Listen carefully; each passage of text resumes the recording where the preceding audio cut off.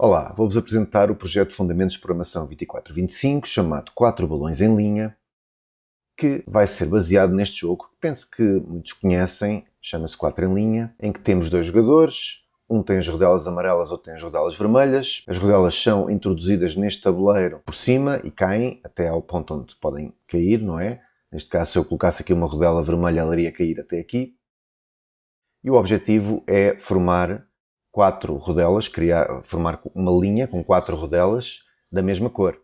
O jogador dessa cor ganha nesse momento. Nós não vamos implementar exatamente este jogo, vamos implementar uma variante deste jogo, por isso é que se chama 4 balões em linha, em que em vez destas peças vamos introduzir balões e, como vocês sabem, os balões sobem em vez de descer e, como tal, nós vamos introduzi-los aqui por baixo e eles vão subir até encostarem aqui acima.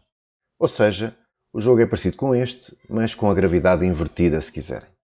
No entanto, nesta primeira parte, vocês ainda não vão implementar esta lógica de jogo. Isto é apenas para saberem o que é que se espera na parte 2. Na parte 1, vamos apenas implementar o menu inicial e a construção do tabuleiro inicial de jogo, como vos vou demonstrar agora.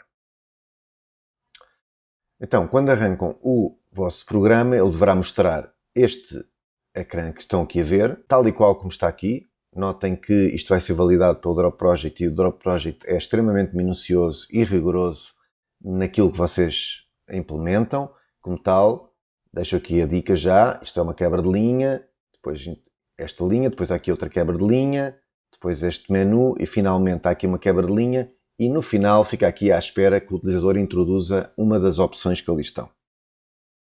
Vocês já sabem nesta altura que os vossos programas devem ser robustos e que não devem crashar nunca, independentemente daquilo que o utilizador escrever aqui. E, portanto, se ele escrever uma coisa deste género, o que o programa tem que fazer é apresentar esta mensagem tal e qual e ficar à espera de receber outra opção. Inclusivamente, eu posso escrever números, mas se não forem números válidos, ou seja, números que caiam dentro daquelas opções, ele deve continuar a dar opção inválida, exatamente. E depois, nesta fase, nós ainda não vamos saber gravar o jogo nem ler o jogo. Isso é uma coisa que vai ficar para a parte 2. E como tal, se ele introduzir 2, vai aparecer por implementar. E se aparecer 3, também vai escrever por implementar. Finalmente, se escrever 0, termina o programa. Antes de terminar, ainda escreve este a sair 3 pontinhos. Vou correr aqui novamente o programa para então irmos à opção 1, que é a mais interessante de todas. Portanto, a opção 1 começa por perguntar quantas linhas vai ter o tabuleiro. Nós aqui, mais uma vez, temos que introduzir um número válido, um input válido, não é? Portanto, se eu escrever uma coisa destas, ele vai dizer que é um número inválido. Se eu escrever menos 3, por exemplo, é um número inválido. Portanto, tem que ser um número positivo de linhas. Atenção que apenas algumas configurações é que serão válidas. Eu já vou falar mais à frente quais são elas. Eu agora vou colocar aqui uma configuração válida, por exemplo, 6 linhas. Atenção que se nas colunas volta a acontecer o mesmo, volta a ter que validar se o input é válido, ok? E neste caso não volta a perguntar o número de linhas, fica no número de colunas. Eu agora vou colocar uma situação inválida, ou seja, um tabuleiro que não é válido, por exemplo, 6 linhas e 20 colunas. E nesse caso ele mostra tamanho do tabuleiro inválido e aí sim volta ao número de linhas, porque no fundo é a configuração, é a combinação das linhas com as colunas que não está válida. Então vou voltar a colocar 6 linhas e agora sim vou pôr 7 colunas. Eu sei que a configuração 6 por 7 é válida e ele assim já vai aceitar. Agora vai pedir o nome do jogador 1. Na realidade isto vai ser jogar contra o computador, portanto há apenas um jogador. O nome do jogador 1 tem aqui algumas regras. Tem que ter pelo menos 3 caracteres. Não pode ter mais do que 12 caracteres e não pode ter espaços. Portanto, só para demonstrar isso, eu vou começar por escrever Al. Ok, ele não é válido. Agora vou escrever Pedro Alves. Não é válido porque tem um espaço. E agora vou escrever também aqui uma coisa comprida, acima de 12 caracteres. Também não é válido. Portanto, vou apenas escrever Pedro. Aqui está o que acontece a seguir. Aparece o tabuleiro vazio. E isto é apenas o que vai acontecer na parte 1. Vamos ficar por aqui. Nós não vamos ainda fazer jogadas. No entanto, vamos pedir já a primeira coluna. Isto porquê? Porque, assim, desta forma, vocês podem já implementar as validações que estão envolvidas aqui nesta recolha da coluna. Mas já lá vamos. Primeiro, só explicar que este tabuleiro tem uma moldura à volta, como podem ver. Esta moldura terá que ser respeitada. Isto é baseado em caracteres Unicode, que eu mais à frente vou dar mais informação sobre isso.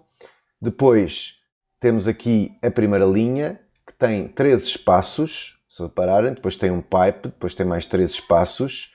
Isto no futuro, na parte 2, aqui no meio destes espaços vão estar os balões. E aqui no final também tem 13 espaços. Depois aqui no final temos esta legenda para indicar qual é a coluna. Reparem que ela tem aqui 2 espaços antes do A, 2 espaços a seguir ao G.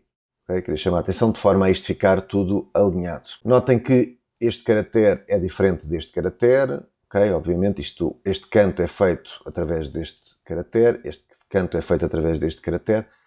Como eu disse, mais à frente vou falar mais sobre isso.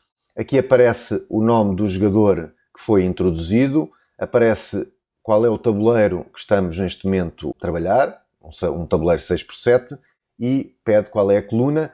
Atenção que este AG tem a ver com as letras que aparecem aqui e, como já devem estar a imaginar, isto vai variar consoante o tamanho do tabuleiro, não é? Portanto, neste caso, como temos 7 colunas, vamos até à letra G, mas se tivéssemos 8 colunas, íamos até à letra H e por aí fora. Então, vou introduzir aqui primeiro coisas que não devia, por exemplo, um número, ou coisa destas, ou inclusivamente uma letra que não é válida neste tabuleiro. Vou finalmente introduzir, por exemplo, B, e ele termina apenas escrevendo qual é a coluna escolhida e não faz mais nada, termina o programa desta forma. Isto é a parte 1, mais uma vez. O que acontecerá na parte 2 depois é que ele vai introduzir um balão naquela coluna, mas isso envolve conhecimentos que vocês ainda não têm nesta fase, portanto não se preocupem já com isso. Queremos que a parte 1 seja simples. Agora, falando um bocadinho da implementação da parte 1, existem aqui algumas regras para vocês implementarem isto. Para vos ajudar, nós vamos indicar-vos um conjunto de funções obrigatórias que vocês vão ter que implementar. Essas funções vão ser como as peças do puzzle que depois vocês têm que construir para, no fundo, este programa funcionar no seu todo, na sua totalidade. E eu passo a explicar cada uma dessas peças do puzzle, que são funções. Ora bem, vão ter uma função chamada valida tabuleiro, que recebe o número de linhas e o número de colunas e, basicamente, retorna true ou false, consoante essa combinação é válida. E podem ver aqui quais são as combinações válidas que serão aceites no vosso projeto. Continuando, temos o processo a coluna, que recebe 2 parâmetros, um número de colunas e a coluna que se quer processar, digamos assim, e retorna true ou false consoante essa coluna é válida ou não. E temos aqui alguns cenários. Por exemplo, se estamos num caso em que há 5 colunas e introduzimos a coluna A, obviamente isso é válido. No caso do E também é válido. Aqui, por exemplo, este tipo de inputs nunca será válido, não é? O que nós queremos é uma letra maiúscula. Aqui temos um caso em que ele ultrapassa o tamanho que é possível, ou seja, isto terminaria no E, o F já fica fora e, portanto, ele tem que retornar falso, neste caso, mas, por exemplo, aqui, se tiver 7 colunas, o F já é válido, se tiver 10 colunas, o J é válido. Atenção que isto são apenas alguns exemplos, pus aqui os 3 pontinhos, nós iremos fazer testes de outros cenários que não estão aqui, portanto, tentem pensar em ou implementar isto de forma a que seja o mais genérico possível e que abranja o máximo de cenários possível. Notem que isto vai ser usado, esta função vai ser usada para o momento em que ele pede qual é a coluna, ou seja, se eu voltar aqui, esta parte aqui, não é? Ele pede uma coluna, eu a seguir introduzo o B e isto vamos usar essa função para conseguir fazer isso. A história do tabuleiro válido é usada aqui, lembram-se quando eu aqui, este tamanho do tabuleiro inválido, como é que eu descobri que era o tamanho do tabuleiro inválido? Porque peguei neste número de linhas 6 e neste número de colunas 20, chamei aquela função, deixem-me lá voltar a mostrar a função, chamei essa função com esses parâmetros e ela deu-me false e, portanto, eu apresentei aquela mensagem. Continuando, temos uma função para validar se o nome é válido. Esta é bastante óbvia, não é? Recebe um nome e verifica se é válido, tendo em conta as regras que eu expliquei há pouco na demonstração.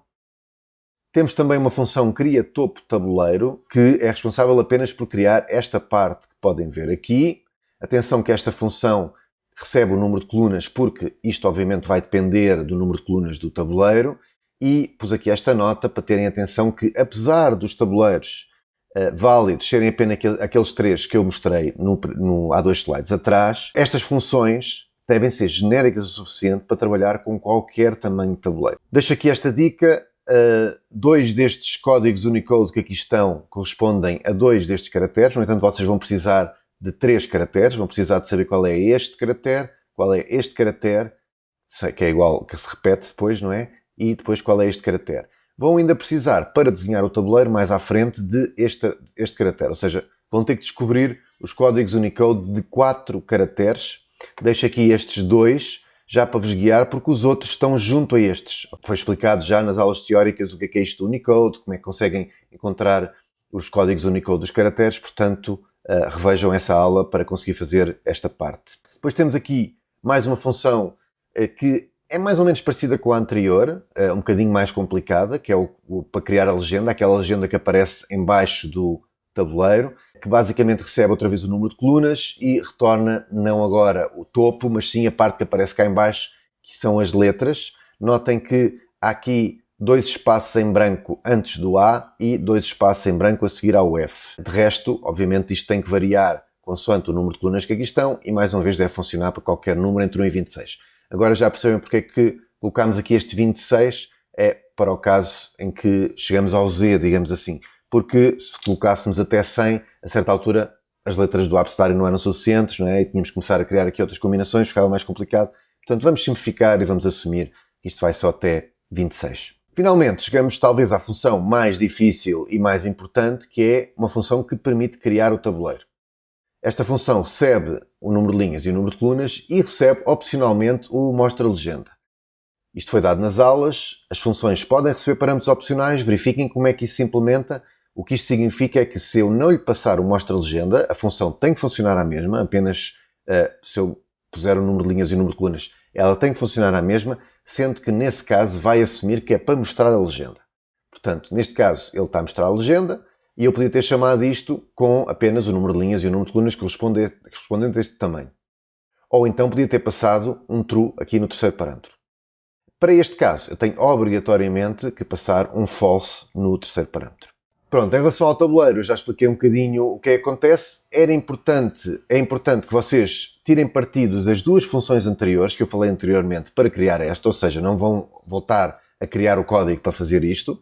Vão chamar o cria topo tabuleiro e o cria legenda horizontal, algures dentro do processamento do cria tabuleiro. Obviamente, isto vai ter que ter aqui ciclos, não é? Tudo isto vai ter que ter ciclos, quer esta, ok? Tudo isto precisa de ciclos. E mesmo outras funções para trás, possivelmente precisarão de ciclos. Uma coisa importante que eu quero chamar a atenção em relação a todas estas funções é nenhuma delas faz print ou printline. Nenhuma delas escreve no ecrã. Elas retornam sempre strings e depois o main ou funções auxiliares que vocês queiram criar, e aproveito também para esclarecer que vocês podem criar funções além destas. Estas são obrigatórias, têm que ter exatamente este comportamento que aqui está, mas se vos ajudar a organizar o código, podem e devem criar outras funções auxiliares, além do main, além da função main, que essa vão ter que criar também, obviamente. Estava eu então a dizer que estas funções obrigatórias que eu estou aqui a falar nunca podem fazer print, nem printline, nem readline. Okay? Elas não são responsáveis pela interação com o teclado, nem com o ecrã, nem entrada e saída de dados. Quem faz entrada e saída de dados é ou o main ou funções auxiliares que vocês criem para fazer esse efeito. E pronto, basicamente é isto que temos para a primeira parte. Espero que gostem, espero que se divirtam e boa sorte no vosso projeto.